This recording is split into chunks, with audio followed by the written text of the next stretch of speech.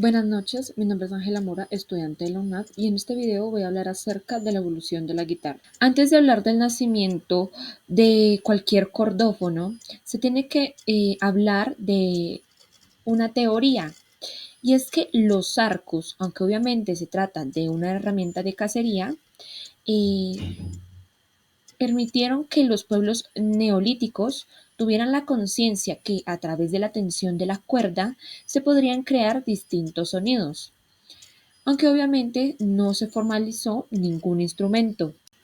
2400 AC, las arpas y liras de Ur.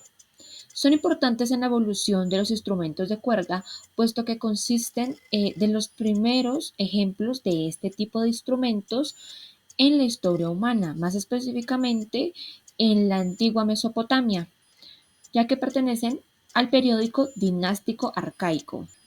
Egipto, 1500 AC. Nefer egipcio. El nefer, también llamado nofre, es un instrumento de 3 a 5 cuerdas, aparecido durante el Nuevo Reino de Egipto, que solía utilizarse en ceremonias, banquetes y contextos religiosos. Este instrumento, al igual que varios, solía tocarse con el plectro, que viene a ser una púa. Siglo VI AC. La quítara fue un importante instrumento de cuerda utilizado en la antigua Grecia, especialmente en contextos ceremoniales y musicales. Tenían un cuerpo grande y resonante, hecho de madera con brazos verticales y múltiples cuerdas de tripa que se pulsaban con los dedos o con un plectro. Su diseño robusto y sonoro lo hacía ideal en actuaciones en público y acompañamientos poéticos. Alrededor del primer siglo AC, los romanos adoptaron y modificaron la quítara, evolucionando a la chítara.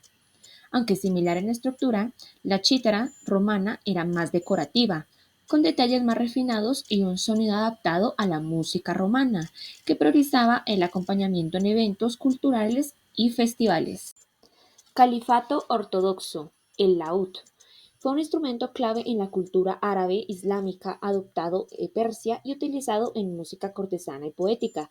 Con su caja en forma de pera y cuerdas de tripa, solía tener 4 pares de cuerdas dobles afinadas al unísono. Con el tiempo, el laúd se refinó y se convirtió en el ud, un instrumento más pequeño y ligero, con un diseño más curvado y cuerdas adicionales. Edad Media, guitarra morisca. Es un instrumento de cuerda que surgió en la península ibérica durante la Edad Media, específicamente en el Califato Omeya, donde se fusionaron las influencias árabes con las tradiciones locales. Este instrumento facilitó el contacto entre la cultura islámica y cristiana. Tenía una caja resonante redondeada similar a un laúd y contaba con 6 a 10 cuerdas simples o en pares. Su mástil era más delgado y el puente más bajo y menos prominente que en otros instrumentos de la época. Edad Media, guitarra latina. Ahora, es de notar que la guitarra latina y la guitarra morisca convivieron en la misma época. De hecho, como se puede ver, fueron utilizados al unísono. Simplemente tuvieron diferentes raíces. Ahora bien, respecto a la guitarra latina, este era un instrumento muy popular en Europa, especialmente en España.